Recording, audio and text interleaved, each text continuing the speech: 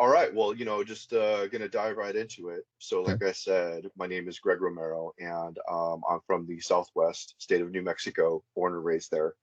And I have a little bit of an interesting background. I really don't believe in like, somebody has a special story or this and that. It's just different. To me, it was a normal thing to grow up in. So when I started to talk about it, it's interesting because now where I'm at, I decided to become public with my story this year because I've been noticing a trend over the last, 4 years or so, really since the shutdowns of the COVID pandemic, in that there's been, in essence, an awakening where, or, Christ is allowed for the things of high strangeness to come into the view of the public. I think that what we're seeing right now in our society is that stuff that was hidden in the darkness is now coming to the light. And so I honestly, I don't know why. I don't know why. Well, the picture is becoming more clear to me, but why God called me to do this, why now in my life. And I'll give a little bit of a summary of to who I am now, and then we'll kind of work our way in go from the beginning. You okay with Yes. that? Yes, absolutely. Go ahead. And Okay. yeah, I just wanted to add to that. The truth is really coming out. I mean, look what's going on. If we're on the same page, I mean, you're talking about all the weird stuff that's been coming to light, like everything from Hollywood and politicians, and Hmm. just the dark things that happen in grade schools now. But yeah, anyways. Yeah, exactly. What we're seeing in the mainstream, what mainstream is still trying to call, satanic panic. But it's no longer esoteric, it's straight exoteric with the display of satanic symbolism, things with, Hollywood elites being exposed for for what's going Yeah. on, even government officials, all this organized crime activity. And the reason why I say it's interesting that it's coming to the mainstream now, because I've lived this my entire life, and we'll go into that. It's nothing like, like the Bible says, there's nothing new under the sun. Yeah. And this is something that for years I was hoping would come out, just so that way I could feel comfortable talking about it. And there was a period of time where I gave my life to Christ officially, officially became a follower of Christ in 2005 when I turned 21. I had a drug overdose that caused me to have cardiac arrest.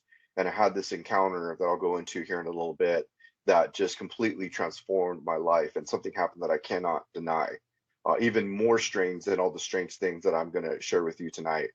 But currently, right now, just to give some credentials of who I am. So currently, I'm an entrepreneur. Um, I'm an entrepreneur. I was a wealthy man who literally lost everything. I had a very successful business operating at, 6, 7 figures, at times. I've been an entrepreneur for about 30 years now, and I have been a federal liaison, civilian contractor for 3 and 4 letter agencies. I was an information technology consultant for, and I want to, avoid saying some of them, but I consultant on a technology level for providing logistics in high powered servers, high computing servers, supercomputers, and massive amounts. We're talking about petabytes and, just massive amounts of data storage for various government projects. My family has always been in, go ahead. No, I was just saying that's interesting. I didn't know that. Yeah, so yeah, and I haven't mentioned this on any, I haven't really mentioned this on any other shows, but I felt like, because I've been on a couple of shows now, and I have gotten some, some comments and some feedback of like, oh, this guy's just some crazy, whack job that's just making this stuff up, or maybe dealing with some mental health stuff, and I just wanted to kind of clear the air and say like, no, like I am a very successful business person. I have a business degree. I've held, positions in, local government as well. I served as the president of Hispanic Chamber of Commerce for the city of San Diego, California. I've had, city council, seats, things like that. So I've been involved in kind of higher, places in society. I've also been involved in the music industry myself, which I'll go into a little bit, and also in the professional sports arena as a sponsored professional skateboarder at one time in my life as well. So, I've had some major accomplishments in my life, but there's been a ongoing theme that has taken place in my life, is that all these achievements that I have been pursuing, and this will segue perfectly into the beginning of my story, stem from me being broken so much as a child that I lost myself, and I had this burning flame of pursuing wealth and knowledge my entire life. And I obtained that, and I leveraged that, and I became wealthy from it. And I've been a millionaire before, and I've lost everything um, a couple of times actually. And each time I thought that I was, learning. Each time I was learning a lesson, but what I didn't realize is it was God trying to get my attention of, hey, you're pursuing the wrong thing. You know, Now, I'm not advocating that, wealth is a bad thing. It definitely can be leveraged for a good purpose. I'm just saying where I'm currently sitting right now, I have a business that has essentially gone bankrupt. Just at the beginning of this year, I was living on the Oregon coast, running a very successful logistics company, about to do a multi-million-dollar acquisition with competitors, and it completely fell apart. I mean, in the most grandiose kind of way, and the only way that that could have been done was through the hand of God. And when that happened, I was very confused, because I felt like in my entire journey of my life, that the last 3 years, I've become, I guess, fully as awake as I can be to the knowledge of Christ in my life. And but I didn't come to a place of complete surrender until, I would say, the beginning of this year, when I realized that God was literally going to take everything from me, my business, my family, my children, everything. And when I asked him what and where he wanted me to go, he led me to Las Vegas, Nevada. So this is where I'm currently at now. And I was even confused about that. Why the city is sin, so dark here. And I felt like he was saying that, in the darkness there needs to be a shining light. And that didn't make sense to me. I thought, why me? I still think that at times, but I'm doing my best to live right now, because right now is the only place that I can be. So with that being said, I know kind of a long, roundabout way of going into the intro. I just wanted to kind of set the stage of where I'm at. Oh, this is good. Look, if we have to go over the time, it's going to be like a setup, because if the time runs out on the audio, you got to finish the episode on YouTube. That'd be cool. There you go. There you go. There you go. That's crazy. I didn't know any of that stuff about you. Yeah, no. So I've and I've been a consultant for many, many years, and my family has a history of working with the government. So my family, we actually descend from an elite, an elite bloodline of Spaniards. We, come from the Basque Spaniard bloodline, and we actually have a family library that has our genealogy and bloodline traced to the Levitical priesthood. So in my generation, the patriarch, go up to Levi and that Levitical priest line. And my family were actually Jews that, during the expulsion of 1492, when the Jews were expelled from Europe, my relative, my grandfather, his name was Bartolome, he came across with Columbus on the Santa Nina, and actually had adopted a Spanish name to avoid persecution of the Jews when they were kicked out. So we eventually became a part of the Catholic Jesuit order. And so I have, familial ties through the Catholic Church, and come from a long line of priests. My father being one of those generational sons to be chosen as an Orthodox Catholic priest. And when I say like Orthodox, I mean like legit Orthodox Catholic. There's just like Christianity, there's, several different denominations within the Catholic Church, but I'm talking about, Orthodoxy here. Yeah. When you say Columbus, you mean Christopher Columbus? Yeah. Mm-hmm. So they're like, side by side, and that's crazy. Yeah. Well, he came on he came in on the Santa Nina. Yeah, so he came in. Wow. That was my grandfather. So far up, but it was through the expulsion of the Jews during that time, because of the atrocities and whatnot that were being done there, by the Jesuit order and things of that nature. And we had, our family essentially came through as conquistadors, who eventually led its way up to um, familial ties to Hernan Cortez, and then Hernan Cortez, obviously came up through in New Mexico, and that's where my family, has settled there. Um, those are the only names that I'll mention. Other in my stories, I'm not going to mention any names of any family members or things, just for protection for their sake and mine. But that's just kind of a gist of kind of where I come from as well. So with that being said, so where I was raised, having that mindset, the pride of the family name and the pride of families in general, goes way back, including family business. And so before, just giving kind of a prequel to when I was born, my grandfather, his mother, was a involved in a coven of witches. She was deeply involved in the occult, in lockstep with the Catholic Church. They were, there was dual roles that were played, as far as being, in the order of the Catholic Church, and also having, positions of power within, dark churches, such as like the Church of Satan, organizations, like the Golden Dawn, other, secret society kind of, type stuff.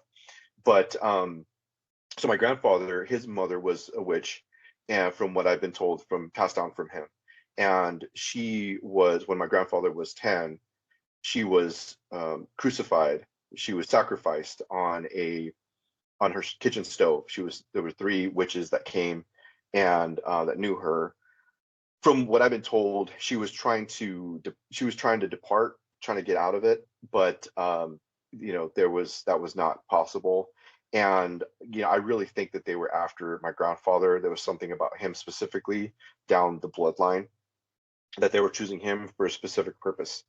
And so in order to do that, his parents had to be taken out.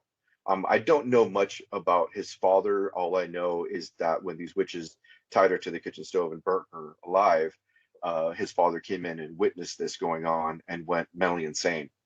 He was taken to a psychiatric ward the next day, and he was murdered in there shortly after. Now, that's just what I know. The research that I've done, that's what I know from like verbal passed down stories directly from my grandfather, some from my mom. And the Catholic, Spanish side really is on my dad's side of the family. So they were really, really hyper religious. And there were not so many nefarious things done on that side of the family, um, which were more of the occult satanic type stuff.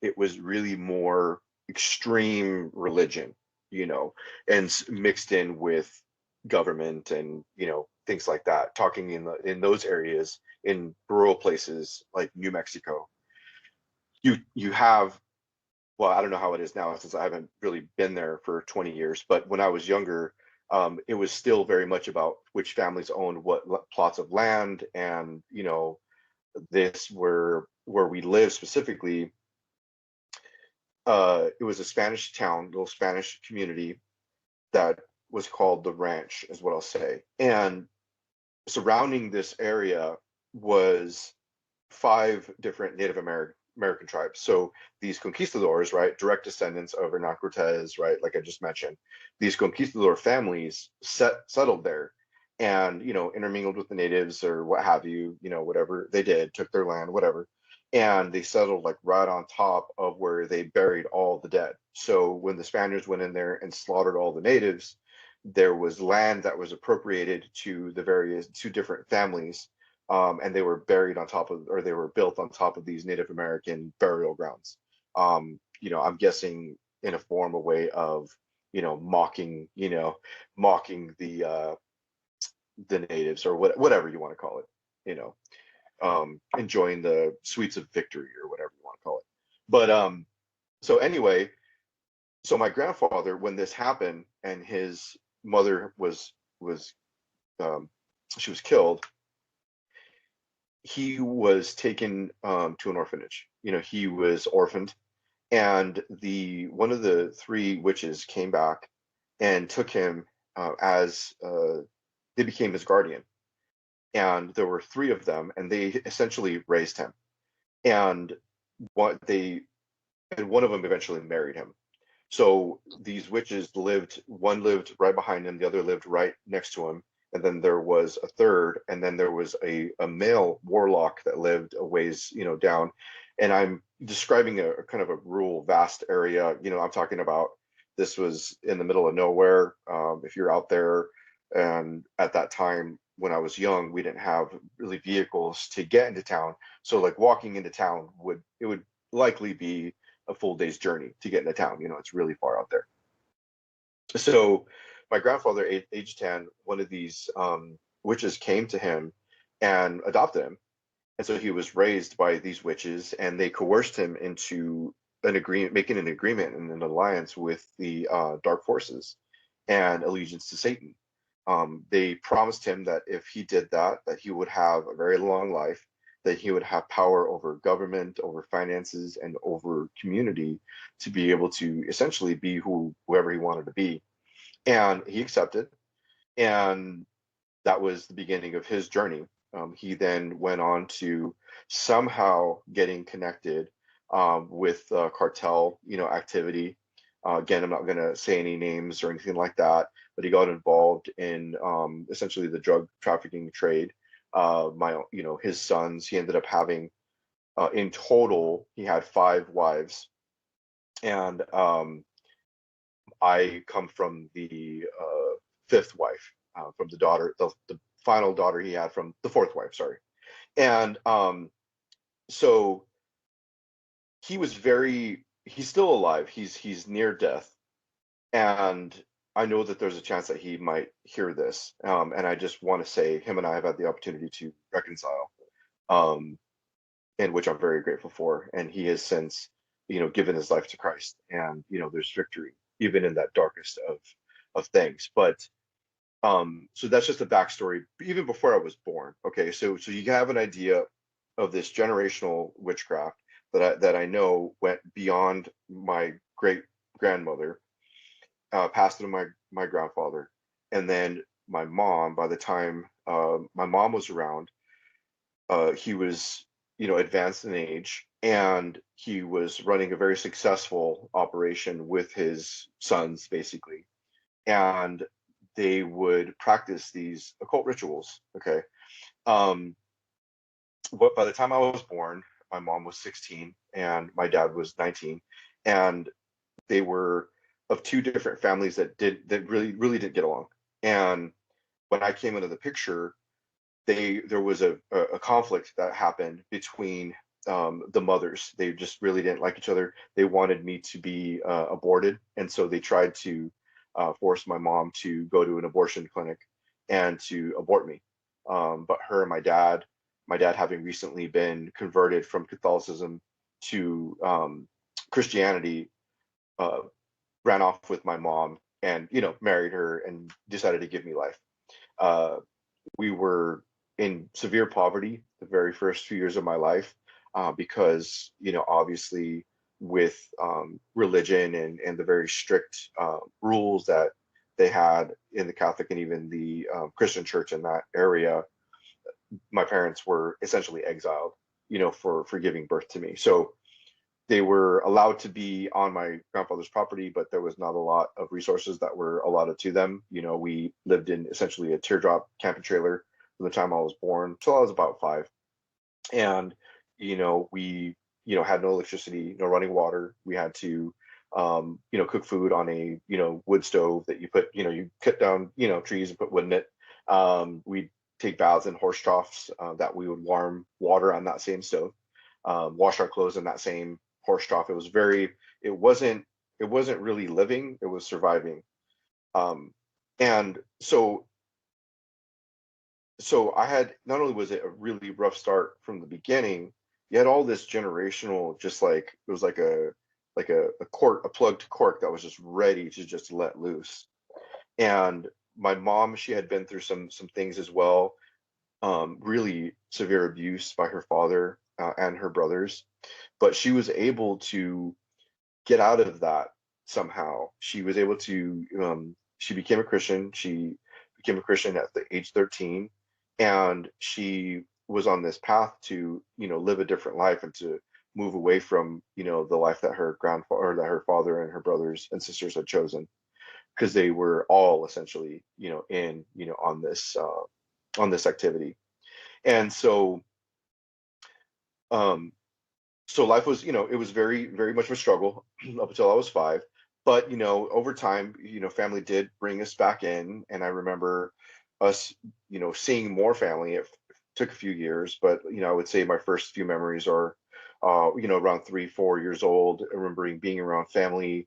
My dad was a recovering alcoholic and drug user, and he also was involved in gang activity when he was younger, having been involved, with the Catholic Church. And he was getting a lot of pressure, from his family to, clean up his act, because he was going to be a priest. And so anyway, when I was, well, first, let me just stop there because I feel like I'm rambling a little bit. I want to just No, check to see if you had any no, questions or anything. just what I wanted to say was, with the whole witch thing, like how they're in 3. The first thing that I thought about is that mythology story of those 3 witches. They all have one eye. You know what I'm talking about? They all Yeah. And there's a lot of other stories that have witches, like mythology, like old Norse, old Greece stories, and it's always witches in 3s. And I thought that was interesting that even in this story, there's a pair of 3. Yes. And like, what was their ethnicity? Did you say that? What was their ethnicity of these witches? Do you know? Were they like? They were Native American. Oh, they're Native American. That's interesting. Wow. Yeah. Well, one of them was Caucasian. Okay. There were 2 that were Native American, and then there was a male. The warlock was Caucasian. I'm sorry, I don't want to be racist or whatever, but he was white. No, it's not racist at all, but it does. I mean, it does matter to me because it's interesting because history goes back. You got voodoo coming from Africa. You got this. You got Santeria coming from the Latin side. I'm curious to know what kind of witch. Right. Yeah. I mean, it's White really guy to me sounds like a druid. Maybe he was from descended from Ireland. White dude. That's the only thing I can think of. So. Well, that's exactly what it is. That's. I mean, you hit. My jaw almost dropped when you said that, because that's what he was. I mean, that whole area. Yeah, that whole area had, was filled with, Druids and, Jesuit, people who were in the Jesuit order. So that's lock and step. Yes. So, and I know, now this is all like, I'm telling this from the perspective of, I'm going back in time and telling you what I remember from being that age, right? Recalling those memories of what I've been, been able to recall from that.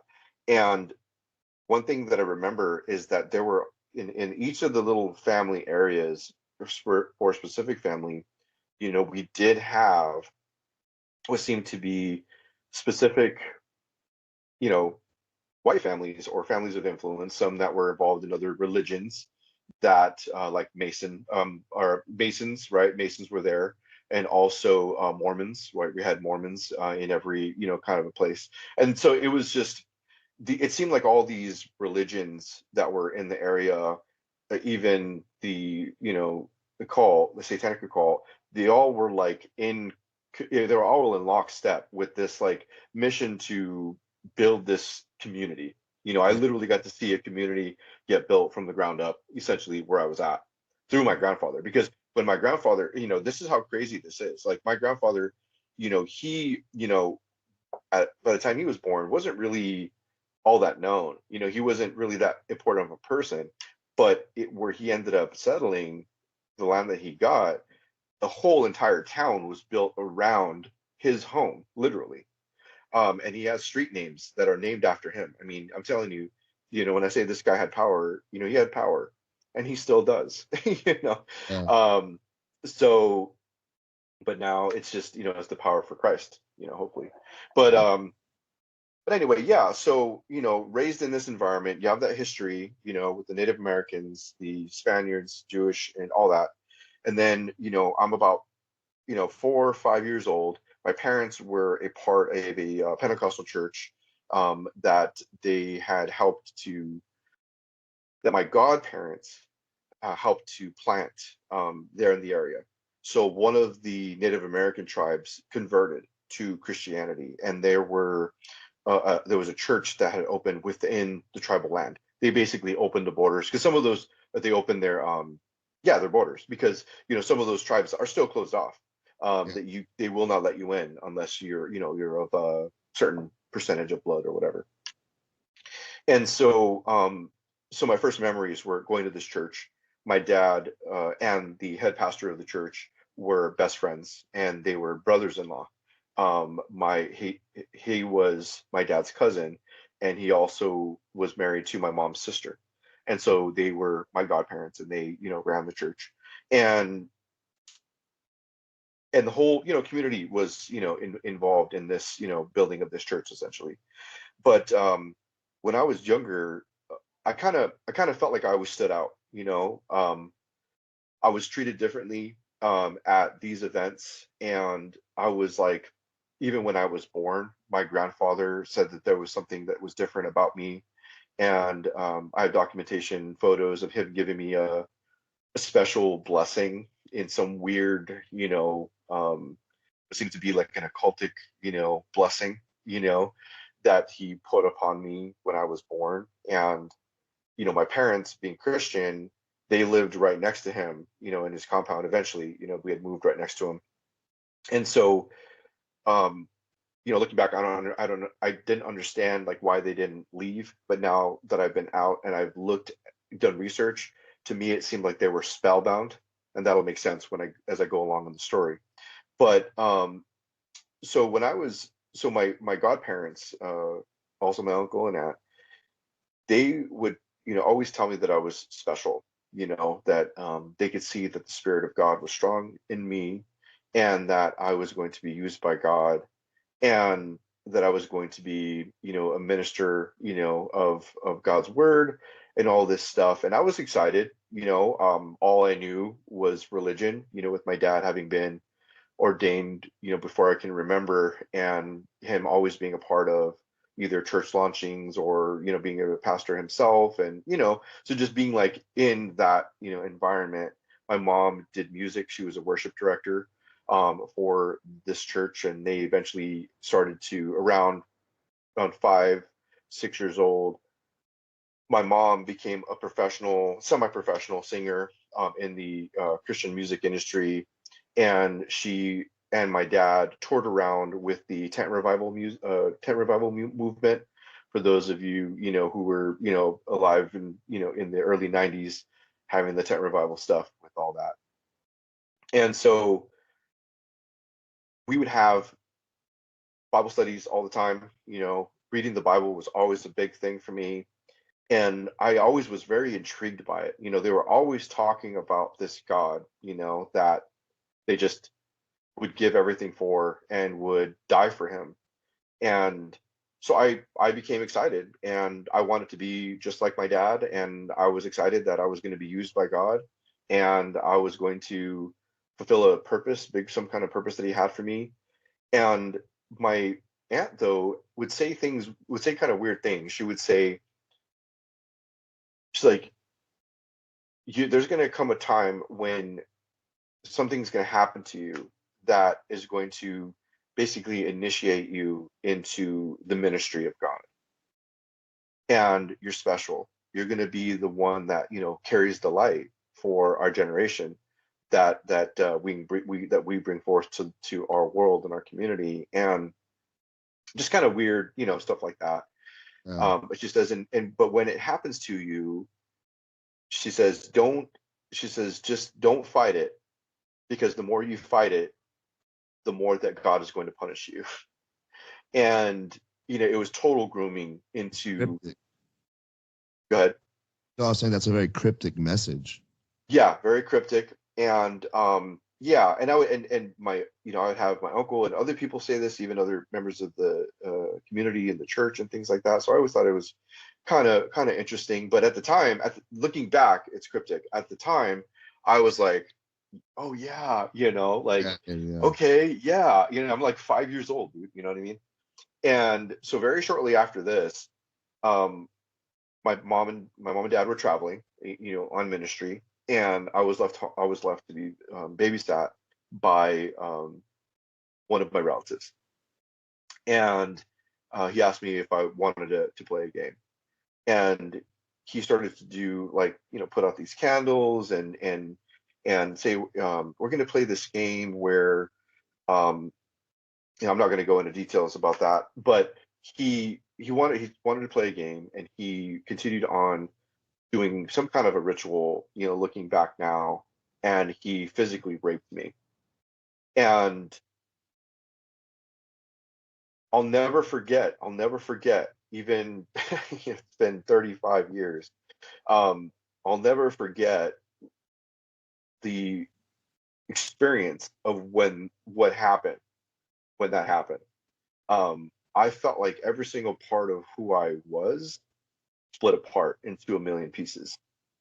And I immediately became confused of what was going on. And I felt as if my body started to have an earthquake, the best I could describe it, thinking in that 5 year old, you know, thought process, as I thought my body was having an earthquake. And then I shattered, and it felt as if my spirit or my soul became disattached to my body. And he had raped me so hard that it actually damaged my organs. And and it was brutal. You know, you can imagine, you know, a scene like that, you know. Um, and he said, but he told me, he says, but he says, in this game, because I was confused and lay there, literally, I was like numb, you know, almost catatonic, I would say, you know. Um, and he comforted me, and he said, you know, I'm doing the Lord's work, you know, I'm here to help you. This is going to help you see. This is going to help you to see what others cannot see. And he wasn't wrong about that, because, you know, in that experience, well, first of all, he told me I couldn't tell anybody, or he would kill my brother, my sister, and my parents. And he made me take a blood oath of silence with him, you know, that night. And when you're 5 years old, you're going to take that seriously, you know, especially after somebody, you know, brutally um, manipulates your body like that. And just real quick, I want to just pause. If I tend to get a little bit, this is sometimes triggering to talk about, and you know, could get me nervous. So you know, I might get a little fidgety, but I promise this has a good ending. So Bro, no problem, man. I'm just mad hearing about it. I wish I could, you know. So sorry, man. thank Yeah. you, man. I appreciate it. No, no, no. You know, it's it happened. You know, it happened. But yeah. So going through this, like I said, I felt like my soul, you know, detached from my body, and I didn't feel right. I didn't feel okay. You know, why would I? You know, but I was told that I should expect for something to happen. You know, so I'm like, okay, like me with this, you know, being indoctrinated, you know, with this very religious mindset, thinking, okay, you're gonna expect something to happen. That something needs to happen to you in order for you to be connected with the divine. Because I wanted to connect with God. You know, I wanted to know, you know, who are they praying to, and what does that mean? And you know what I mean? Like, it seems real to them. I want it to be real to me. So I was really looking forward to this, what I thought was going to be a positive experience. Yeah. But you know, it was absolutely horrifying. So I was very confused. Obviously broken. I couldn't say anything. You know, how am I going to hide that? You know, I couldn't. You know, I would be at school, and I couldn't hold my bowels in, and I'd, you know, try to crawl to the bathroom, and and I would, you know, I would go in my pants because I just couldn't hold it. And you know, I was always, after that happened, I became very what's the word, erratic. I became very restless. Whereas I was, when my mom remembers, very happy-go-lucky, mellow child, was now just like ADHD, bouncing off the walls, not able to sit still, um, became very angry. I had this feeling, it was like a ball of fire, because shortly after this, literally days later, after this event happened, I mean, it blew the lid off of everything. I felt like my third eye, had opened up during that event, Kundalini, whatever you want to call it, and I could suddenly see um, the unseen. Was able to see demonic entities and different types of creatures and things that were very real. you know. Oh, oh. Um, Can you go into a little bit of what these creatures look like, these entities?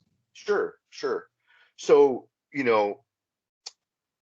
there's different types that I've seen. Some are shadow figures, that are like one of the first things that I saw was a shadow figure that was in the shape of a Kachina doll. When I was 5, and around the same time, my parents were making a little bit of money, so we bought an updated, we bought this like $5,000 janky trailer from this Native American, area, and this thing was. They would do rituals in this thing, like there was satanic symbolism everywhere in it, but it was the only house that we could afford. And so when I first went into this house, there was, after all this had happened, we were kind of moving, and there was a lot of things, life, family stuff going on, and so we're moving into this house. And I remember when we moved in, there was a statue or a painting of a Kachina doll painted in black on the wall, and I was asking my dad to carry me in because I was having difficulty walking. We walked into the house, and when we walked in there, you could just feel this really dark, like, heaviness in the air. It was like really thick, and you kind of felt nauseous, and I was like, Dad, I don't feel good in here.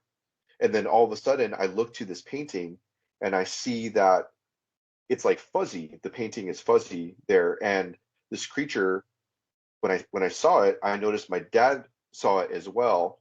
And I told him, I said, look, I said, there's something in that painting. Well, this dark shadow figure jumped out, and what it looked like a gray alien.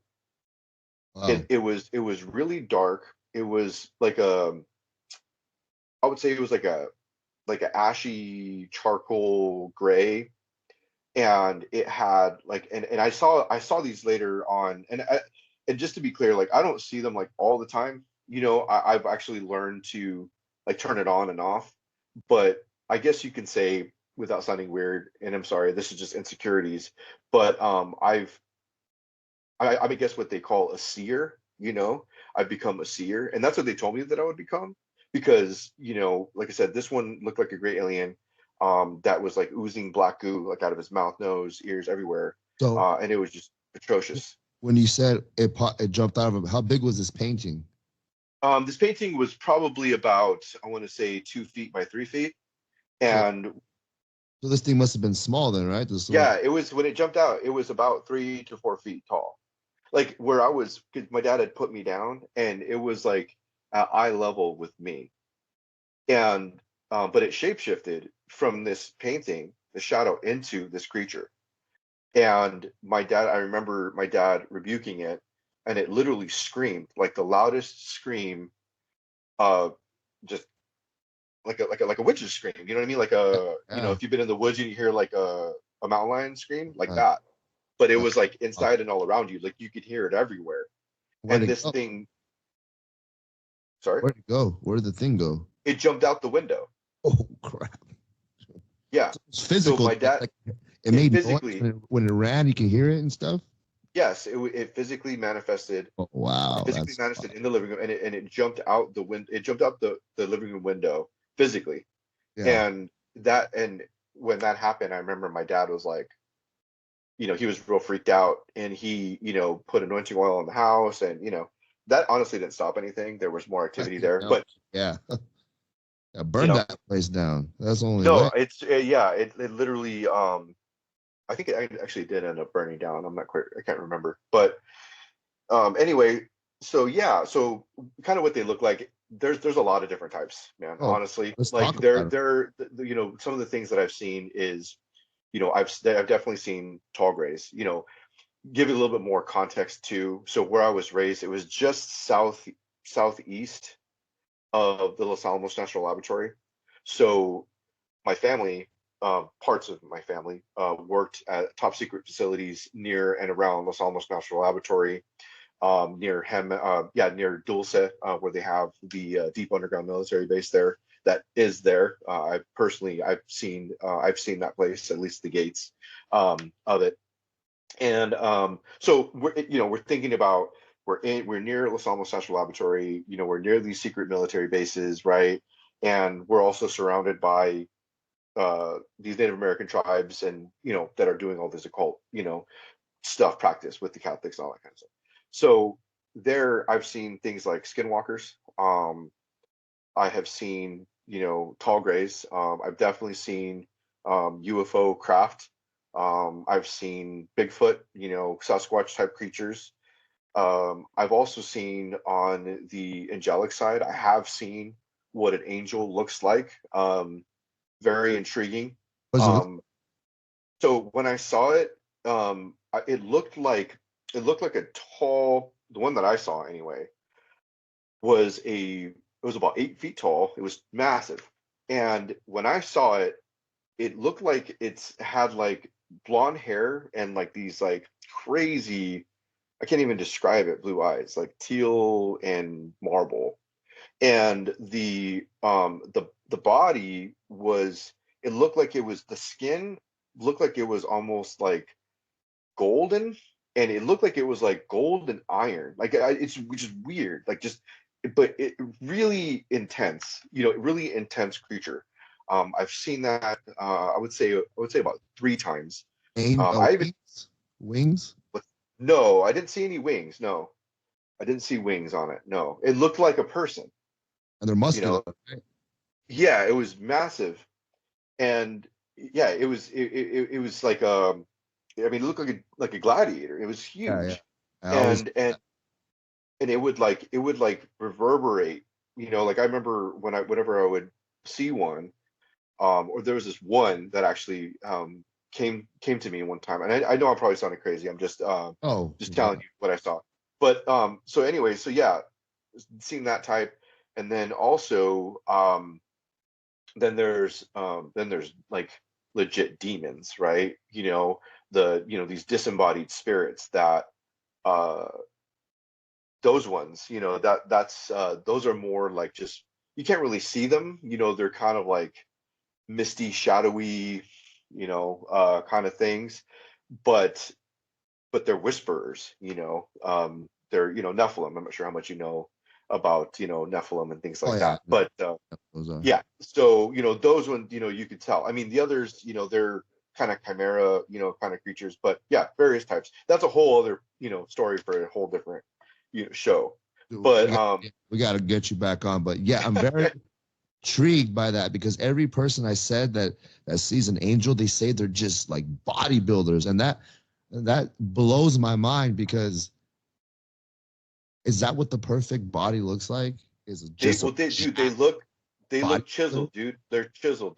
And it's well, and there are different types too. Yeah. There's different types.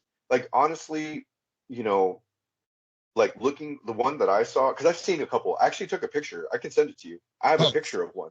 please, I'll be the cover of the episode. All right. Yeah, Yeah. yeah. I'll send a picture to you. I have it. Yeah, I have it here in my photo album. I'll send it to you. Cool. But yeah. So but yeah, there's different types, and there's ones that are like, they seem to be like messengers. Like literally, they're just like a messenger, you know. And those ones are, when I've seen those, like when one has come to like deliver a message to me or whatever, they have like pure white hair, light skin, and they're in a white robe, you know. And it's just very interesting creatures. So anyway, so that's kind of a, I know we went off on a tangent there, Shut up. Yeah. but yeah, but I love talking about this stuff. I literally could talk for We're gonna do hours. another episode about this. Yeah, for sure, for sure, for sure. Yeah. So anyway, so you know, so my eye or whatever, my eyes were open to seeing the unseen. So now all of a sudden, I'm 5, 6 years old. This thing happened to me. I was initiated basically because shortly after, I go and stay with these godparents that were a leader of this church. And my aunt came up to me and she said, has God come to visit you? You know, have you had any experiences? Sorry, this is kind of hard to talk about sometimes. That makes me But cry. anyway, so anyway, and I told her, I said, I think so. And she knew, like she could tell, you know what I mean? And, and so I was, taken to her place and to their house. And that just started this perpetual abuse. And it all is a blur from this point, but I only have like key memories that I've been able to process through extensive counseling and things like that. But one of the core memories that links more to occult behavior, several, is they would. What blew my mind was like, I was reading the Bible at this point, or learning to read, or at least hearing it, right, being like first grade ish type time frame, and hearing the Bible talk about these things, and they would be at church, and they'd be lifting up their hands, they'd be, you know, uh, dancing crazy up and down the aisles and speaking in these weird languages and all this other stuff, and I'm witnessing all this stuff, and then when we go home, which was about an hour drive back to the town that they were at, they would have a different type of church, and there would be candles that would be put up, and there would be Ouija boards taken out, and there would be pentagram magic circles being drawn on the floor, you know and they would have people over, they would have people visiting this compound that that I didn't recognize. It was people of seemed to be important. They would have these parties, which I now know are eyes wide shut parties. Oh, wow. um and they would have what I would later find out were pretty prominent people. you know and my grandfather would kind of be there, overseeing it all. And our my aunt, these relatives, um they would have orgies in front of us kids, us plural, meaning I wasn't the only one. Myself and cousins in the family, specific chosen ones. There were specific ones. There were those that were not touched. My sister, younger sister, she was not touched. And they even had a purpose for that, which that's really difficult to talk about. But Yeah, I'm sorry, bro. You don't have to. no, it's okay. It's all right. It's all right. I'm just gonna take a drink some water. Go ahead. No, but anyway, so yeah, so they would do these rituals, and it seems like they would like what I now know is sex magic. They would sleep Right. with each other and have us watch them, do it. And then they would do things to us. And I was always defiant. I always like tried to like I was kind of defied authority, and they didn't like that. They didn't like that I questioned, because I was questioning everything. Why are we doing this? Like, why are we, I would ask these questions. You know what I mean? Like I was Legit questions, yeah. obviously legitimate curious, Yeah. you know what I mean? And they would just say, don't question. Do not question the Lord your God. Just have faith. Have faith and do what we tell you, and you will not be punished. But we have to break you. This is what you don't understand. Now you're old enough to know that you are evil. You are evil, they would Wow. tell me. Wow. And I was like, but I thought that I was supposed to be like used for God, And they're like, well, you are. You are. And I remember my aunt saying, you know, God uses evil too for good. And you must pass through the darkness in order to get to the light. Yeah. And you have to be broken in order for you to be used by God, you know.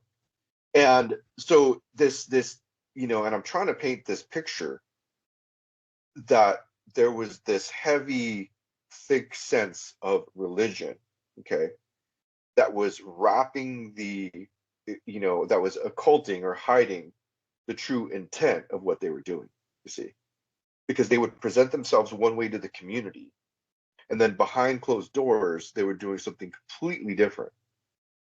And they would have influence on, people's careers and lives. And, it was like interesting. They were very influential. They became influential in the community. Okay. And I remember one time specifically, this is a memorable one. I was locked in a closet, either a box or a closet. I forget. I believe it was some type of a closet, but I couldn't get out. I was put in this closet, and it was very, very dark, pitch black, and people would come in there, men, women, would come in there and have their way with me, and I just had to take it. And so when I would go through it, though, like when that stuff is happening, you either have to, the way I could describe, because people ask me like, well, God, like, how are you here, right? Well, by a miracle of Jesus Christ. But during those moments when you're going through something like that, you have to either go someplace else, or you have to disassociate, right? You have to become something else. Otherwise, you're going to lose your sanity. And so I started to enjoy it. I started to think this is normal. Oh, they're showing me that this is love. This is how I'm supposed to be loved. And they're saying that I'm evil because I always ask questions, and I'm always causing trouble, and I'm getting into fights, and I am, causing all this chaos. Well, they say because I'm evil, so I must be chaos, And but then I felt really shameful, is the word that I would put it. I had this like, since I felt so detached from myself, I didn't feel like I had anything to hold on to. Does that make sense? Yes, there's no foundation. Right. Yeah. So I felt like I was, this ball of fire started to churn in the middle of my chest. And I remember talking to my aunt about this. So I have this weird feeling.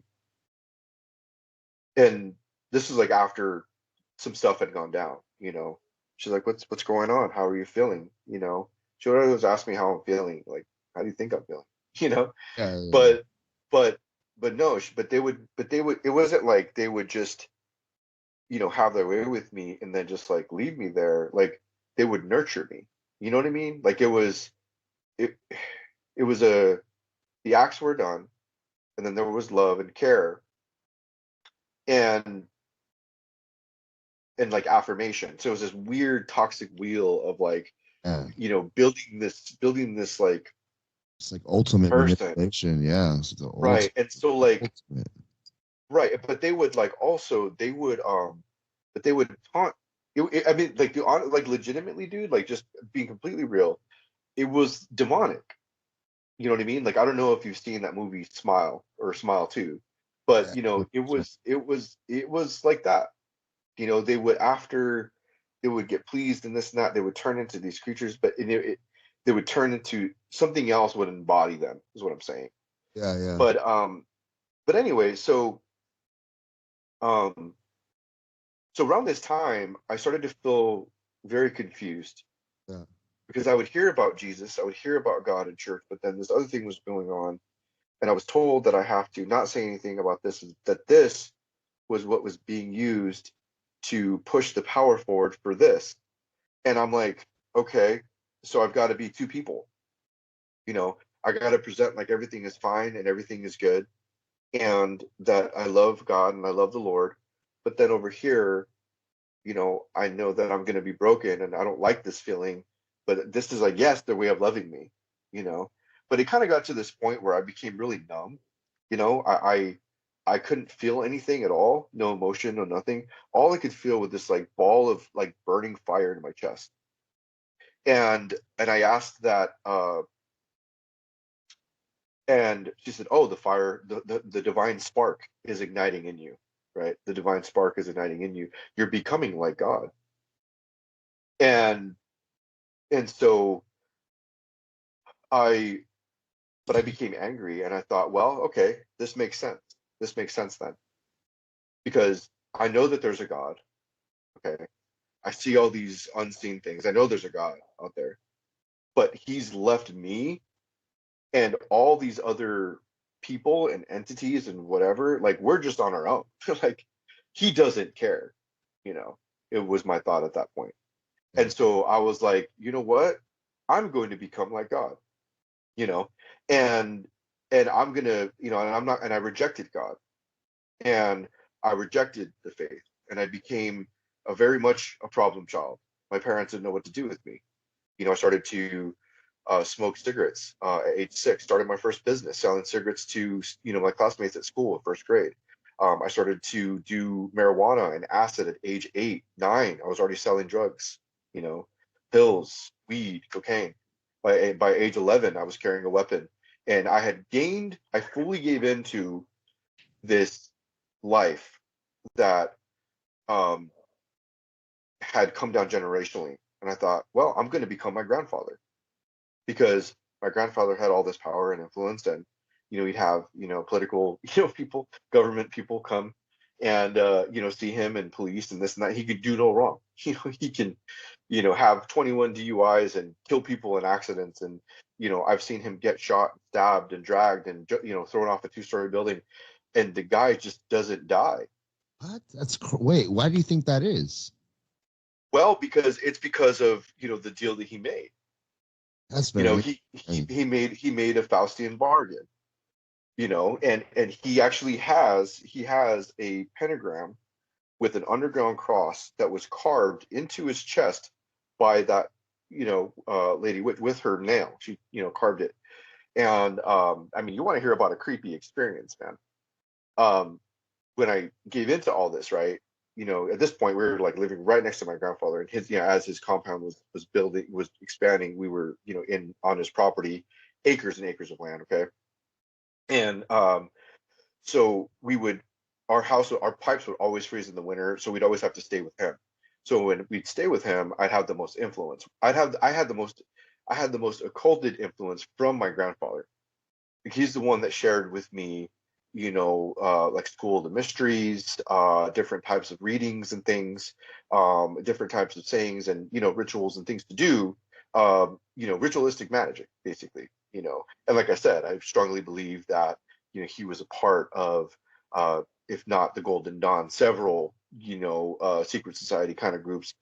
He was really always intrigued by Aleister Crowley, and you know, and was really in tight with the Eagles and, you know, Mason groups. So, okay. you know, I'm not sure how much you go into, you know, conspiracy on your show, but Oh no, dude, I know a lot about Aleister Crowley, and you know everything that you're talking about. I mean, Aleister Crowley was one of the biggest satanic influences in the past 100 years. I mean, yeah, he influenced all the major musicians. He was even influencing politicians. He got kicked out of Italy for doing so many heinous sexual acts to kids. I mean, the guy was a complete menace, and I would say he pretty much started the comic books too, Marvel comic books. I mean, hmm he is Doctor Strange. If you look back at the old comic books, yeah, he is literally written after Doctor Strange. And then Doctor Strange also has a girlfriend named Scarlet Witch. Who's the Scarlet Witch? The Red Witch from, you know, from Satanism. I mean, and go on and on all day. Point is, I yeah. know about So okay, yeah. surprise. Again, you know, in the next, you know, if you do have me on, we can go deep into that, because you know, I have some connections with you know, Epstein, and you know, some Hollywood people. Yeah, I've spent, you know, when I say I was in California, well, we'll get into that. We'll get into that. But in my later years, you know, I ended up getting into, you know, a bit of the Hollywood and the music scene. So I've been in the scene, um, and stuff like that. But you know, just praying God's protection, you know, over my life right now. But anyway, so yeah, man. So I had this experience sort of happen, right? Like I said, my life just took a turn to the left-hand path. You know, I decided to follow the left-hand path because I was presented the right-hand path, of being this, like, you know, perfect little, you know, religious boy. Okay. and or I can be a badass. You know what I mean? And I chose to be a badass. You know what I mean? I chose to go down that road. I did do, work, for the family, and, got into, organized crime activity myself, that I was, got into at a very young age, what ended up being a part of this order that is, I won't say the name of the order, but, has the word chaos in it. And, and it was something that I really held close to me, because it was people that I knew and people that I didn't know, but we all came together. We all the same things had happened to us, and we were all kind of a similar mindset. But this like burning ball of fire turned into hatred, bitterness, and other content for for mankind. Basically, I just didn't like anybody, and I wanted people to um, yeah, I wanted people to suffer, honestly. I just was so angry. I thought that the world was just so dark, and it was my job to be kind of participate in an evil part of, life, in order for me to do my part, I guess, if you will. Yeah. I did keep a good front, with my parents. My dad, again, he was ordained minister. My mom, traveling music, so was in a Christian home. But in secret, I was, reading books of the occult. I was reading books of the mysteries, right? I was reading, stuff like the Magus, and stuff like, just all these books that have been passed down generation to generation. Okay, and so going into around 12 years old, I the abuse is still going on. So the abuse went on from around 5 years old till 12 years old. And when I was 12, I was arrested. I had robbed this store in this town that I was in. It was like an initiation to step up in this like chaos order that I was in. And so I was gonna have to rob this store, get away with some things, and get out. Well, I ended up getting busted. I got arrested and was essentially placed on house arrest. And so during this time, I was kept away from this gang that I was in, aside from my grandfather's stuff that I didn't really get into much till later. Not the big stuff anyway. Excuse me, drink some water. Good.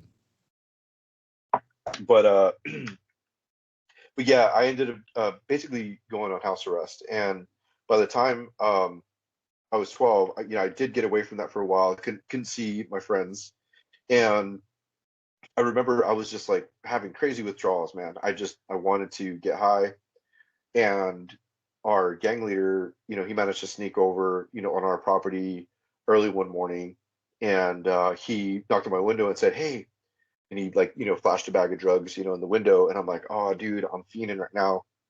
I wanna go get high." He's like, "I have the motorcycles. Let's go get high, ride the motorcycles." And I told him, I said, "No, I can't, dude. House arrest. I can't go more than a mile." He's like, "No, we'll just go right down to the track, right down the street, and down the road here, and we'll do some jumps." And so I was like, "Ah, you know what? Screw it."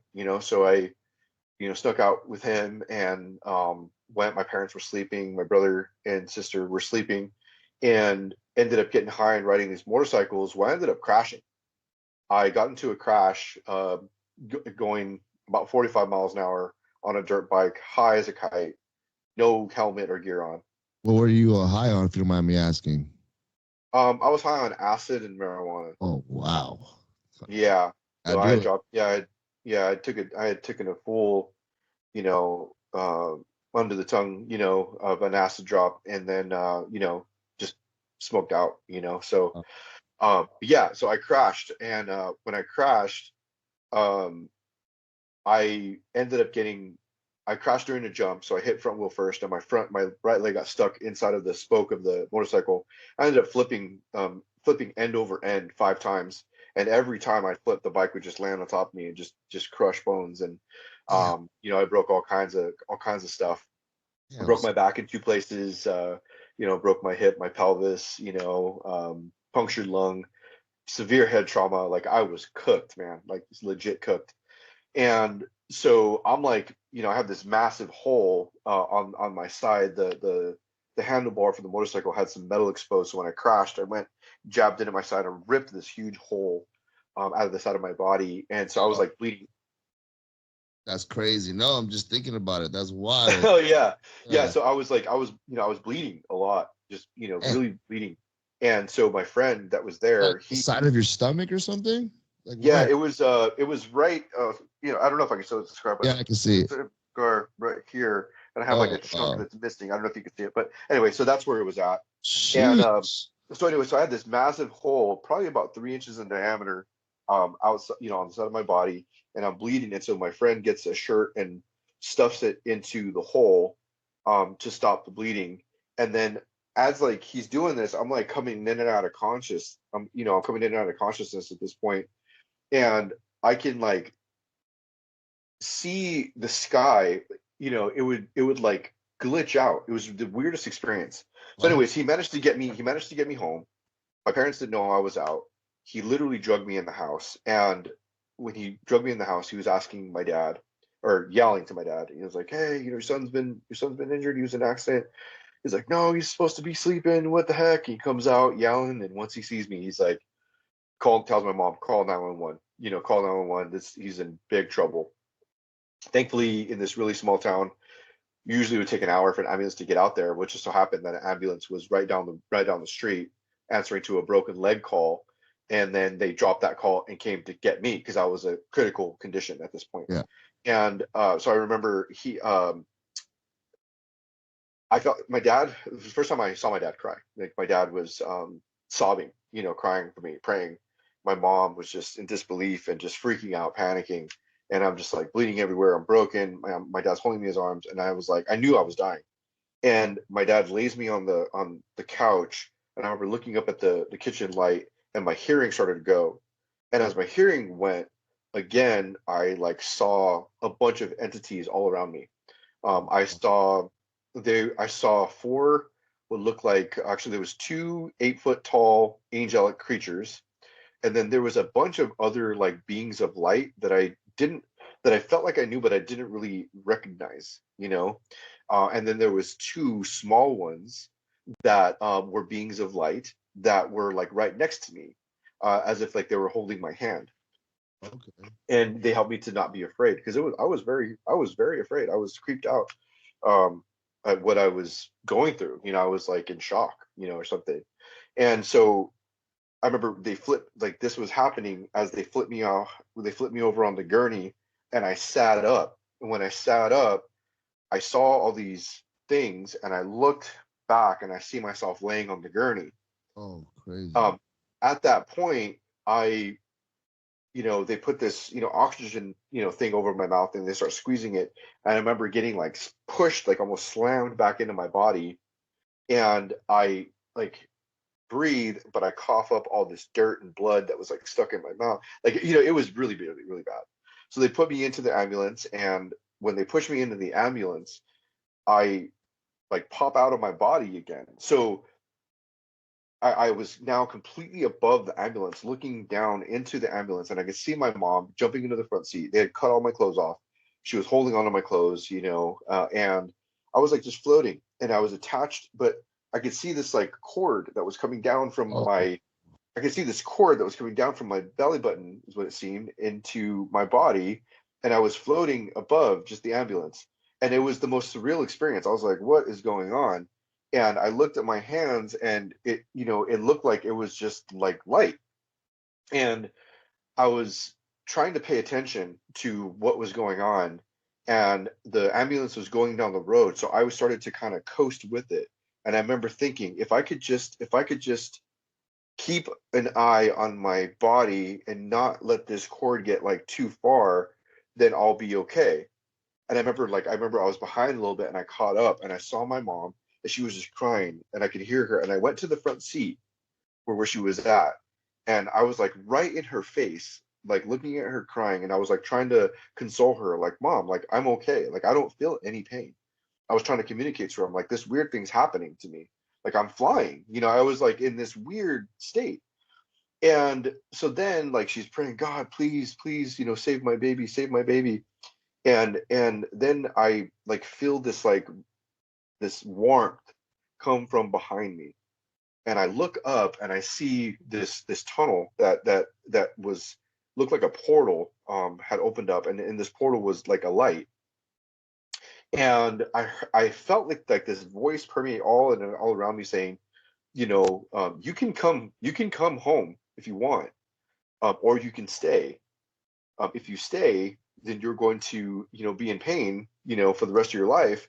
But I have a plan for you still if you stay. And I looked and I saw my mom, and I didn't share this on Dan's show or any others, but No. just saying this little detail here. I saw my mom, and I was like, I can't leave my mom.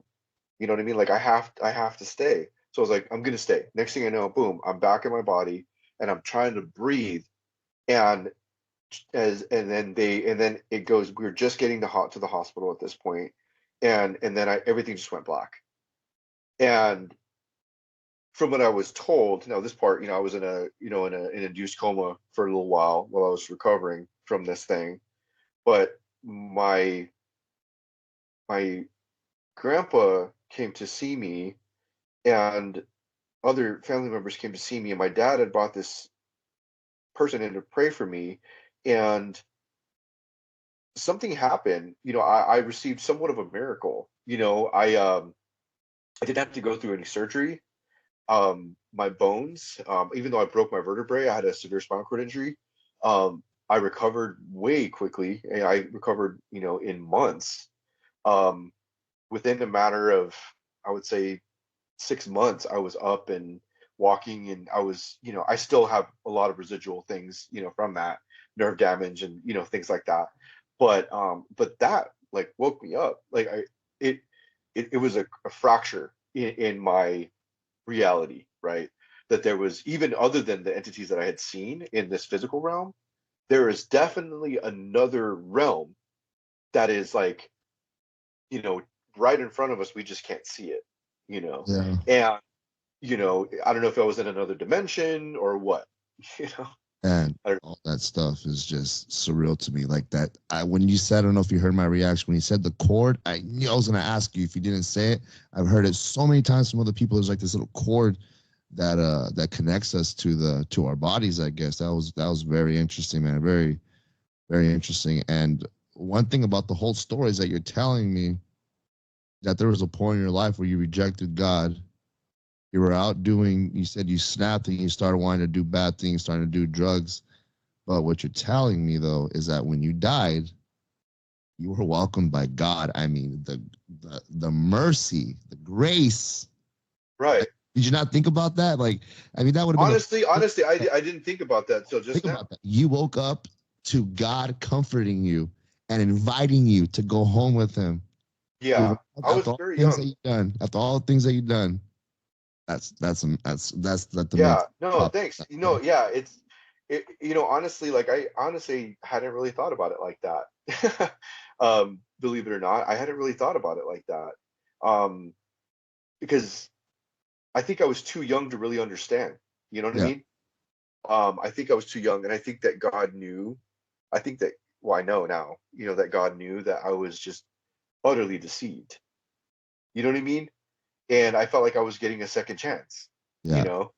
And so, when I came back, I was shooken, and I thought like, oh, like if I don't like stop doing what I'm doing or tell somebody, like I'm gonna, like, I don't know what's gonna happen. Like I just felt like I needed to just tell, And so I told my mom what had been going on, came forward with the abuse, and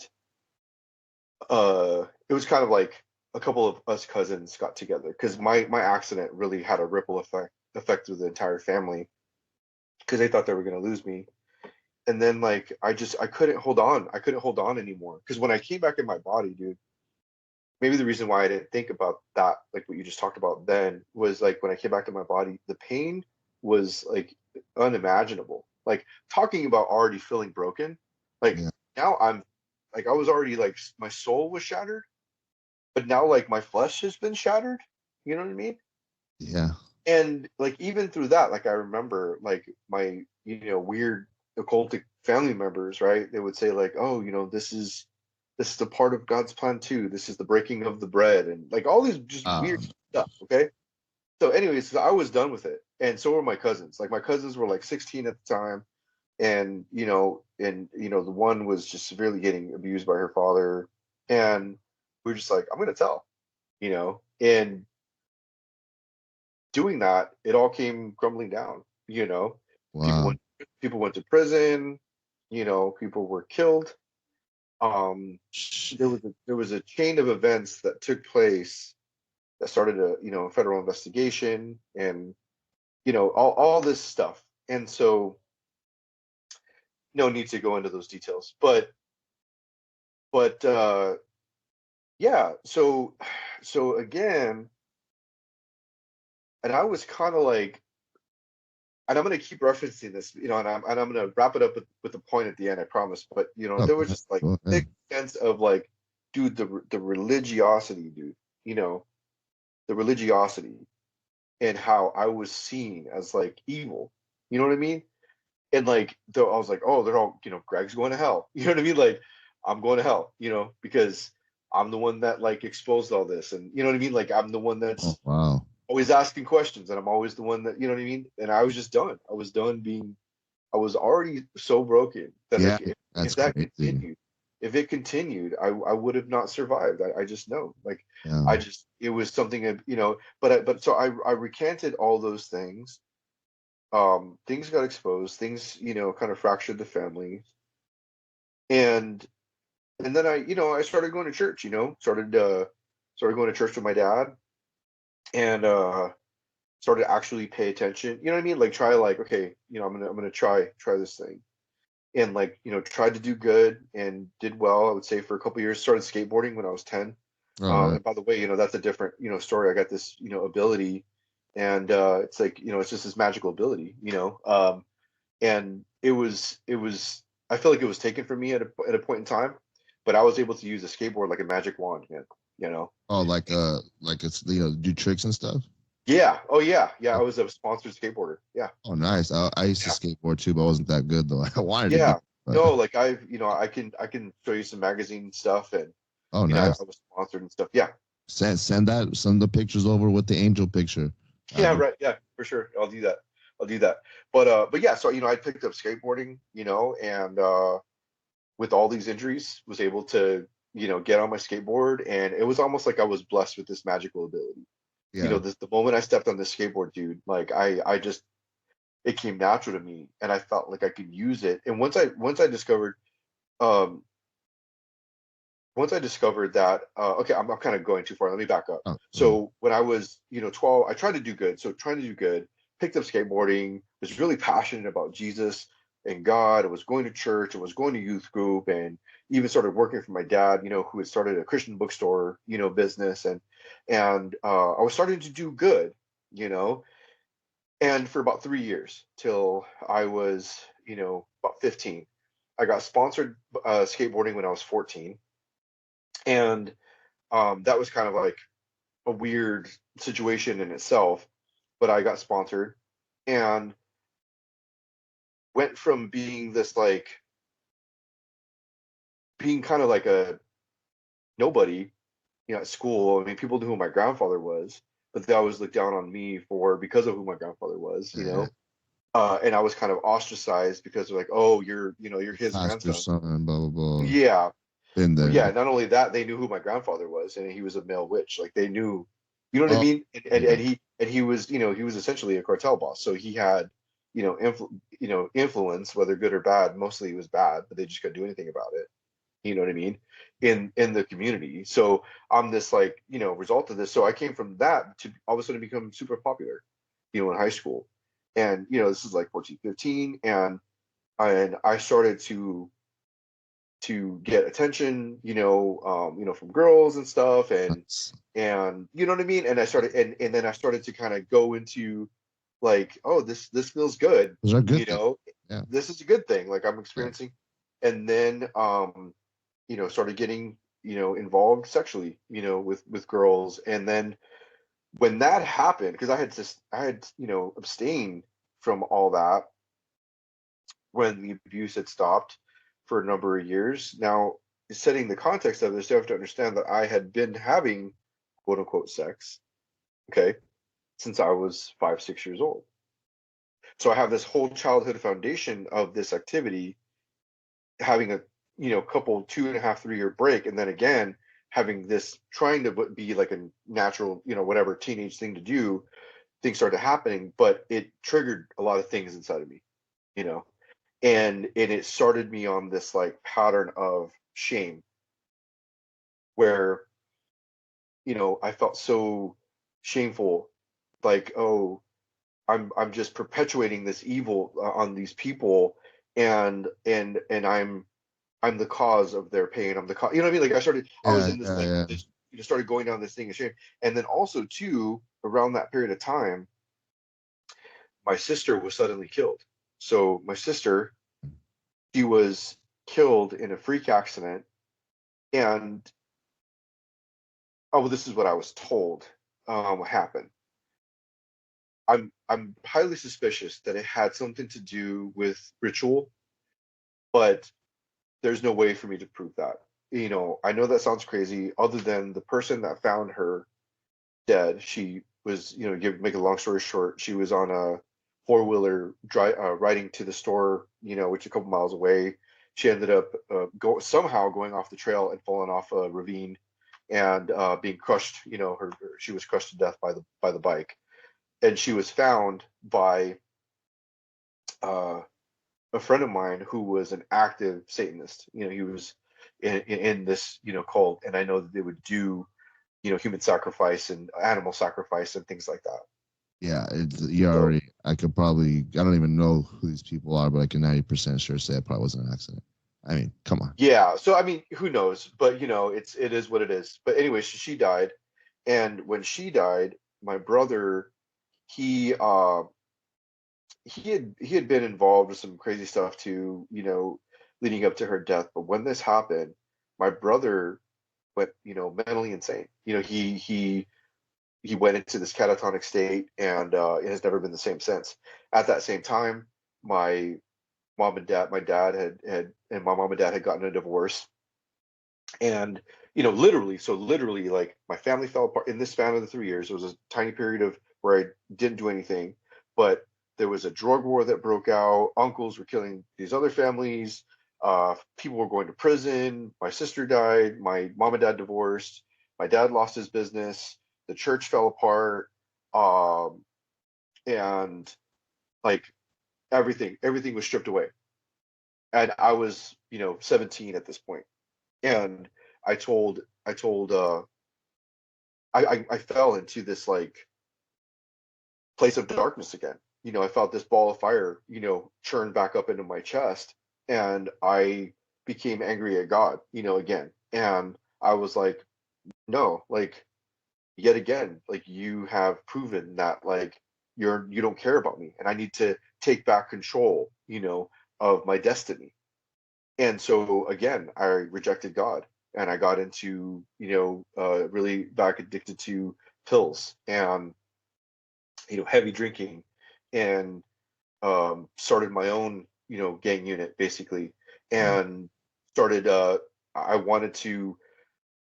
I was so broken by what had happened again, and so it was like, when is the trauma gonna stop? Like, when is it gonna stop? I had to go through all this, and then you save me from death. You say I can come back. I'm back. You say you have a plan. Then you take all my family away from me. You take everything that I love and everything that I own away from me again. Like, you know, Yeah.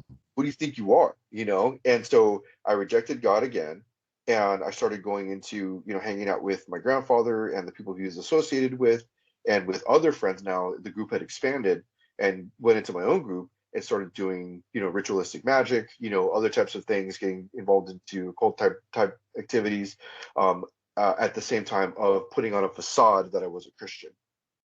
So I was, as you can see, I was well groomed to follow in the footsteps of what was shown as an example to me. Does that make sense? Yeah, absolutely. It's kind of like how it was making me think about the Freemasons and stuff. That they're the book they read out of, like the first part of their book is the Bible, and then the other Right. is some weird stuff. Yeah, so Yeah, makes exactly. sense. Yeah, Yeah, exactly. Yes, yeah, exactly.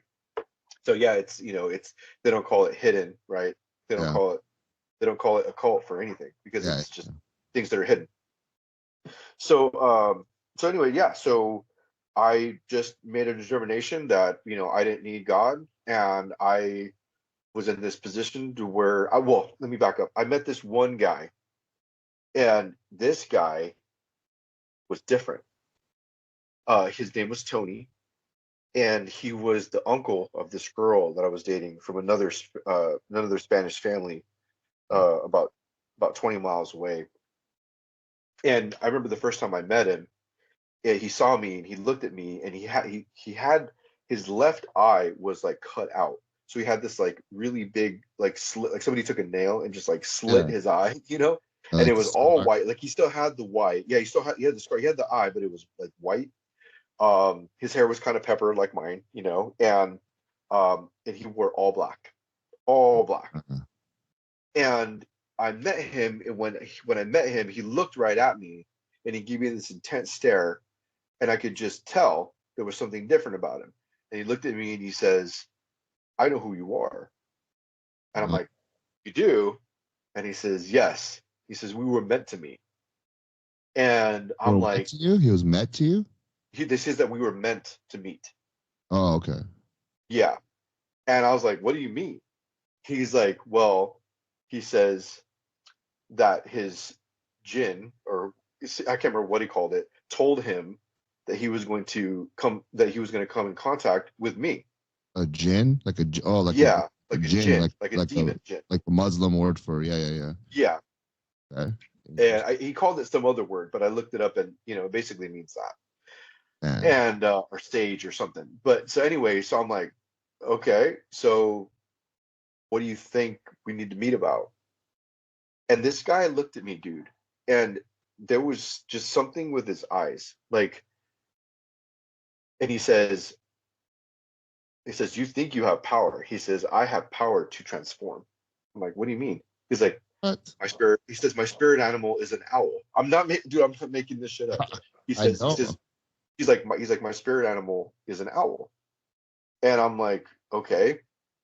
And I said, "Prove it." And he says, "I'm not gonna do it now." He says, "But when I do it, you'll know." And so one night I'm driving home, just back roads, and I had this convertible, car, lowrider car. And I'm driving down this dark road, and this huge owl, this massive, like, white owl flies right over my car. And I'm like, "Whoa, that's crazy." I had the top down, flew right over my car, massive. And I was like focusing on the owl, and I watched it in the distance. The next thing I know, I look up, and this guy's literally standing in the freeway. He's standing in the road. Holy And shit. I slam my brakes, and he comes up to me and he says, "Surprise." Oh man. And I'm just like, "What in the world?" It's wild. And he's like, "Yes." And so he told me, he says, "I have the power to kill people. You know, I'm sent to put hexes on people, and I'm an assassin." That's what he said. Wow. And I'm just like, "Whoa, this is like next level stuff here." So I became friends with this guy, you Oh know, wow. I thought you and say you punched him or something. no, I was intrigued. Oh, I mean, I guess yeah. When I think about it like that, I mean, even right now, like I'm dead, like I'm gonna die for God. But if someone said that they're gonna do that, I'm like I want to see it too. Just prove it. Yeah, Yeah, I would I like. said, prove it. Yeah, and he And proved real it. quick, the reason why it's interesting is because you said you heard a couple of my episodes, but you probably haven't heard these ones yet because it probably would have brought up your it would have alerted you. But my dad and me, when we used to live on a haunted ranch, really quick, we saw a lot of giant owls. Always big owl activity. They're always white, got red eyes, very big, like way too big, make like a ugly screaming noise, like a woman dying. And then really quick, my uncle Joe, rest in peace. They were having a little party. I just try to say a story quick for time's sake. They're having a Yeah, party with my grandma, grandpa, and my grandma, grandpa's my grandma's sister, and her husband, which was Joe, and a couple other neighbors in a rural area out in California in probably like in the 60s or around that time. There was a big giant owl landed on the roof. It had big shiny red eyes, and it was huge. So my grandpa Joe, being the Mexican redneck that he is, he just got a big shotgun. First thing he did was shoot the thing. Boom. And this is in front of a bunch of people. Shot the thing. The thing screamed like a woman, fell off the roof, was on the roof, fell off the roof, got it. And they said when he looked at it, there was no blood where he shot it out with the shotgun. They said it was all, the insides was human hair. So imagine if Yeah. you cut my chest open, there's no blood, there's no heart, it's just human hair. Right. And Yeah. he said, the guy said, my family's old school, that's a bruja, the first thing, is a witch. So got the thing, threw it in the fire. They said the thing started screaming and the eyes start changing colors. Yeah. That's the end of that story. Wow. Yeah. No, I need to listen to that episode, and we definitely need to talk more. Yeah. Yeah. Yeah. For sure, dude. For sure. No, thanks for sharing that.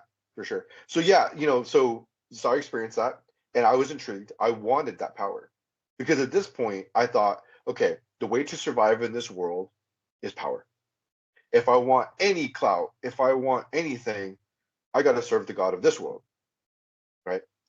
And so that's what I did, and pursued power and money and influence, and I became, I don't know, man, it's weird. It was as if I was like given this upgrade, and I could just perceive things different, I could see things before they happen, or know the answers on a test. I mean, I got highest grades possible high school, got a full presidential scholarship to college, top of my class in college, got a degree, was placed in a bank, worked as a manager, of a bank, all learning, just learning the financial system. My grandfather says it's important, Hito, that you learn the financial system, that you learn how these systems operate, because, and I would be like, oh no, let's just go cause chaos and like, blah, blah, and I want to get tattoos. And he says, no, Hito, no. He says, real gangsters don't get tattoos. They wear suits and ties. So if you want to make anything, you do that. I was like, okay. So actively going to college, actively dealing drugs, actively involved, in things, and just on this just fast track. I was like, God, if you want to stop me, try. If you want to kill me, go ahead. I don't care. Matter of fact, I dare you to. And I just went into it fully and drank all that I could. I was traveling, skating, making money, going to college, dealing, making hand over fist, but all the things that you could ever want, that a guy that age would ever want. Money, girls, cars, whatever. And got my own compound, moved to a different town, started my own thing, had my own operations going on. And I was like, yeah, I'm going to be greater than my grandfather, and wanted to run for government. My goal was to be the governor of the state. I was like, I know I wouldn't be able to be the president, but I legit had a goal. I was like, I want to become a governor. I had met a governor, came to my grandpa's house, and he inspired me, and I saw that, okay, like, this is how you get power. So was on my way to do that, and then just weird things started to happen. I started to, I fell out of grace with my grandfather somehow. And I don't know if it was like jealousy or what I don't know what it was, but I fell out of grace with him, and I started to kind of get this feeling that like something bad was going to happen, and either I was going to get killed or I was going to go to prison, one of the two. And I knew I was getting into some stuff, and I'm like, okay, I've got to be careful. I started to feel like I was being watched, stuff like that. And I started to kind of get the feeling that I was going to be like used as a fall guy. But anyways, I was too far gone that I just didn't care. And anyway, one night I was having this party for one of my gang members, and we pulled out all the stops, all the drugs, acid, coke, meth, all of it, and just drinking, having fun, had over 100 people at my house, just partying it up. And I remember, I took some pills and I was drinking this alcohol, and I just remember feeling really woozy, thinking, oh, I think I'm going to pass out. So I'm going to go and, pass out. So I told my brother, hey, I'm going to go sleep. Went into my room, and every night I used to drink a fifth of Cuervo just to make sure I'd pass out. So I, grab this fifth, I open it, and I'm drinking it. And as I'm drinking it, I turn the bottle down, and I feel like this earthquake happening in my body again. It was very similar to when I was a kid. This earthquake started happening. Next thing I knew, I didn't feel right. I felt my heart go boop, boop, like oscillate, and I thought to myself, "Oh no, I'm having an overdose." And before I could even like call or scream for help, I fell forward and I fell face planted on the ground, and I vomited, and I like was just vomiting, and I started choking on my vomit, and I was convulsing. I was convulsing, but I was conscious. I knew what was going on. I couldn't move my hands or legs. I was just shaking, and I was now choking. And so as I'm choking, like I can't breathe. I can't move to grab or reach for my mouth. I'm like looking at my closet, and I see this black portal. It was like if somebody took a slit with a knife and cut it into actual reality and opened up the portal, and out of it I saw two creatures come out. One was short, about 4 feet tall, but it was fat. It was chubby. It was like fat with kind of a elongated, distorted face. And then the other one was tall. The other one was about 8 foot tall, and it had a really long, slender face, and they looked like aliens, Dude, And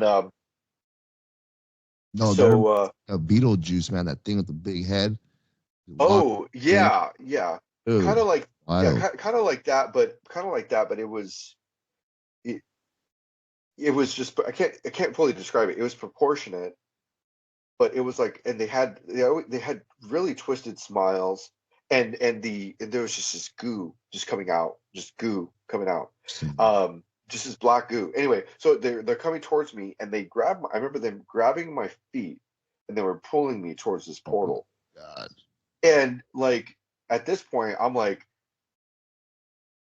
freaking out, and I see my life just like flashing before my eyes, and I think to myself like, oh my God, like I'm being pulled into hell.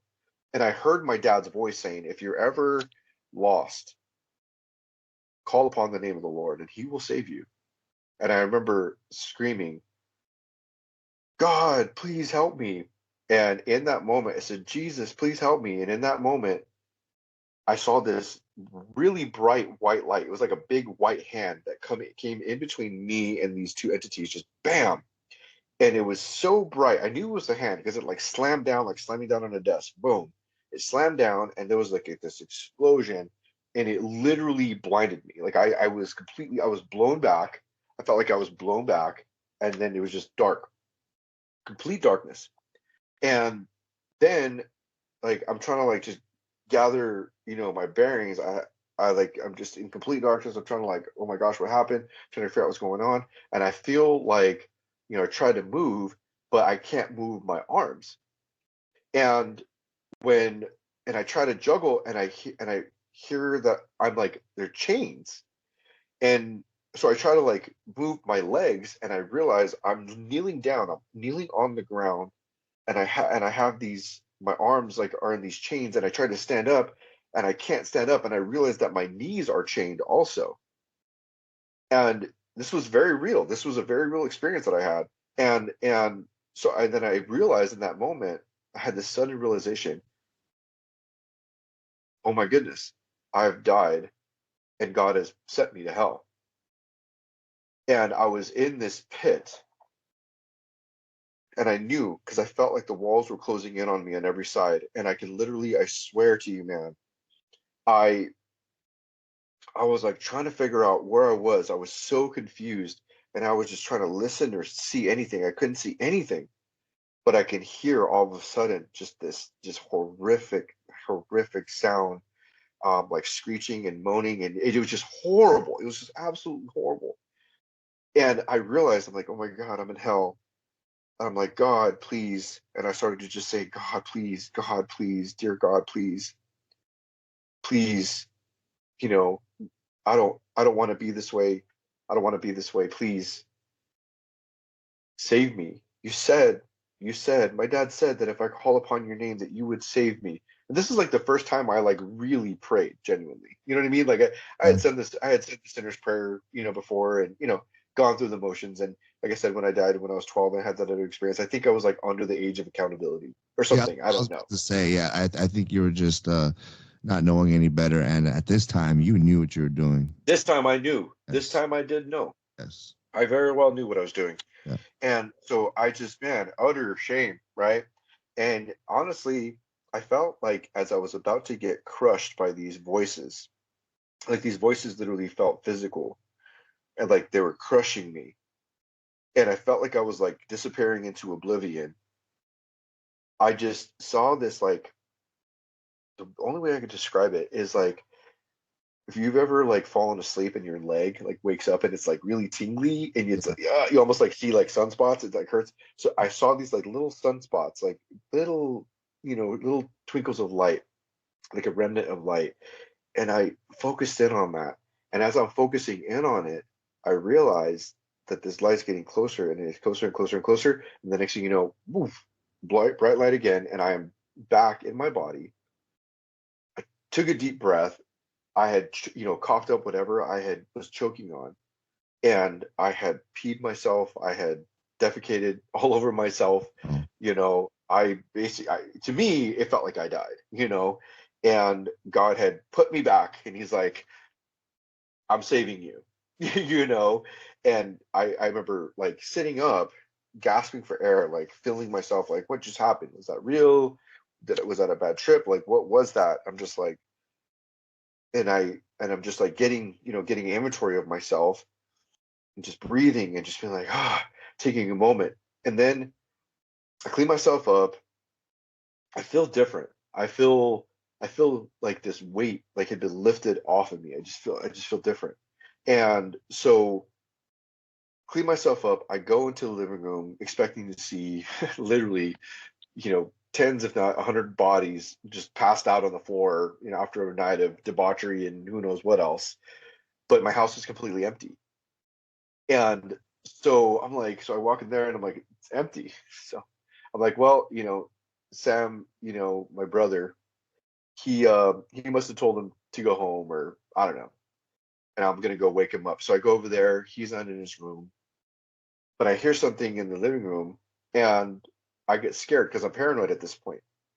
So I go back to my room and I used to sleep with the gun underneath my pillow. I get the gun and I'm like casing my house, because I feel a presence there that I can't explain. I know we're getting close on time, so I'm going to try to speed this part up. go ahead. But We have to. We can go like 10, 15 minutes on this. But go ahead, go ahead. I'll let you know. okay, all right. So anyway, so I case the house and I feel this presence.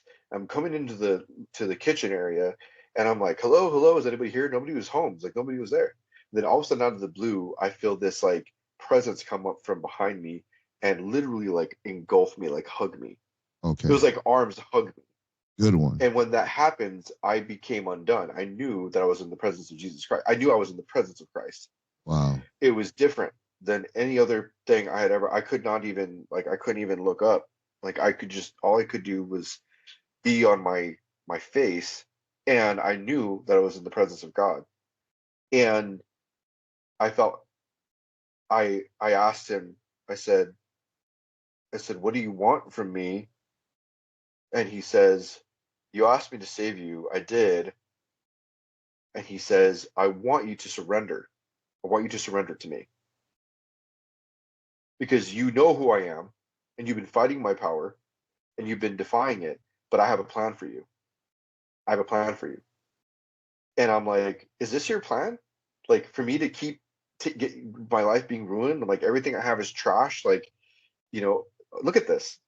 My life is a waste. Like what plan could you possibly have for me? And I got mad that he like saved me from this pit. Like I was already in my depravity, was already forgetting. And he says, I have a plan for you. And he says, I want to prosper you. I have to give you a hope and a future. He says, you just need to surrender to me and do what I tell you to do. I'm like, okay, well, what do you want me to do? I said, well, I first I surrendered. This interaction went on for several hours, Oh and I no. surrendered. And I said, what do you want? I cried for like 2 hours, sobbed. And I said, what do you want me to do? He says, I want you to sell everything that you have, sell it all, and move to San Diego, California. And that's exactly what I did. So, in the process of 2 weeks, by the grace of God, I was able to get reconnected with my father, who I had been, essentially estranged from. My mom as well. Didn't know if she was alive or dead. Um, got back in contact with them, told them that I had given my life to Christ and that I had legitimately become a follower of Jesus, and I needed to get away because I was either going to die or go to prison, or kill myself. Like that was the only options. So I left with my life. September 17th, I left, drove to San Diego, California, and I left everything behind. Even when I got there, I left the keys in my car, stripped off the VIN, and walked away, walked completely away from that life.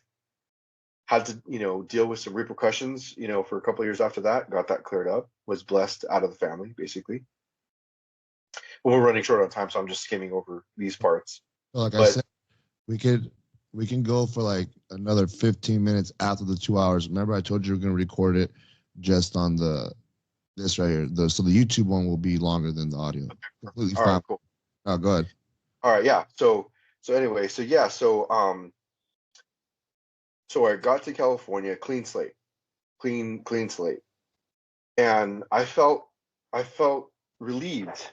You know, I was confused, but I felt relieved. And I was still suspicious. I would say for like 3 years after, I was worried that I was going to die. I had Like, accepted my what do you fate. mean by that? Like, you felt like someone was gonna kill you, or like some kind of supernatural force was gonna take you? Like, what do you mean by that? Like, what? Or do No, you I like mean like physically illusion? be targeted. I Oh, mean physically be targeted to be killed, by either a physical, something physical, or by a witch being sent to kill me. okay. I see what you're saying. You know what Did I you have mean? Like any like? because that stuff is real. People don't understand that. No, that's 100%. But people, there are powers and dark forces that a witch can be commissioned, or one of these dark assassins, right? Yeah. They can be commissioned, especially if you're deeply involved in that. They don't want what's hidden to come into the light. You know what I mean? No, absolutely. Yeah, I've heard many stories how like witches they say that when they go do these spiritual attacks or whatever, they say they could literally see like this kind of shield of the people who pray, the Christians, Hmm. even God. Hmm. Looks like this like this shield that's there that you can only see in the spiritual realm. So I do believe Hmm. Yeah. 100%. When we talk next time, I actually have a story about that. Oh yeah, we got to do it. With that one owl witch guy, that Yeah. guy Tony. He has an experience like that. Oh, it's That I interesting. could tell you about. Yeah, because he told me, just real quick. He told me he was sent to go kill somebody, and he couldn't touch him. They had a protective thing. Really And I was quick. like, well, what's that? I Yeah. asked him, I was like, what's that? Always asking questions like, well, why couldn't you do Oh it? Like, yeah. aren't you like super powerful? Like, why couldn't I was kind of teasing him, like Not you that couldn't off that dude. powerful. You know what I mean? Yeah, he's not that powerful, right? Then. Yeah. So So anyway, so no, really quick, I'm just gonna yeah. transfer this. All right, guys, if you're listening here to the Sabbath at Midnight, my episodes are only 2 hours and we're coming up on the time, but this one's very good and we're gonna keep rolling. And this is more incentive for you guys to get over to my YouTube channel because I've been telling you guys about that. So guess what? For the last whatever 20 minutes that's left, you're gonna have to listen to it on the YouTube channel. So let me close out the audio version here. Stay here, don't go anywhere. Let's put some tunes on to close out here.